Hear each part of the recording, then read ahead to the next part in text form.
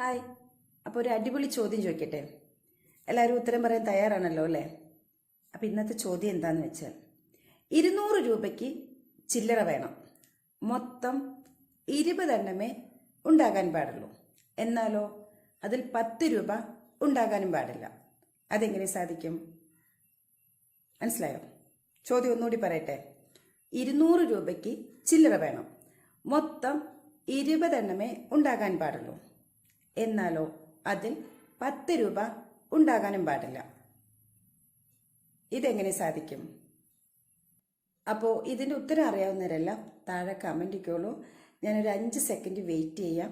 അതെന്തിനാണെന്ന് പറഞ്ഞാൽ നിങ്ങൾക്ക് ഉത്തരം എഴുതാനുള്ളതാണ്. കുറച്ച് കണക്കൊക്കെ അല്ലേ, അല്ലെങ്കിൽ ഞാൻ തന്നെ ഇതിൻ്റെ ഉത്തരം ലാസ്റ്റ് പറയുന്നുണ്ട് കേട്ടോ.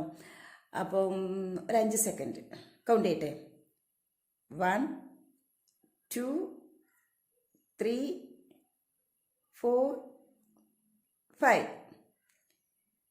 അപ്പോൾ ഇനി ഞാൻ എന്താണ് ഉത്തരം പറയുന്നത് എന്നുള്ളത് നിങ്ങൾക്കറിയണ്ടേ?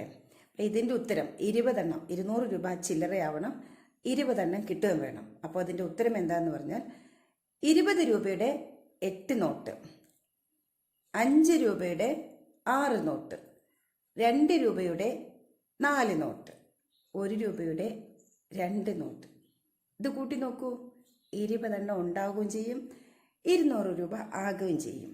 അപ്പോൾ ഇനി ഇതിൻ്റെ ഡീറ്റെയിൽ ആയിട്ടുള്ള ഉത്തരങ്ങളും ഇതുപോലത്തെ രസകരമായിട്ടുള്ള ചോദ്യങ്ങളെല്ലാം അറിയണമെങ്കിൽ എല്ലാ ദിവസവും 2 തവണ ഞാൻ ലൈവിൽ വരുന്നുണ്ട്.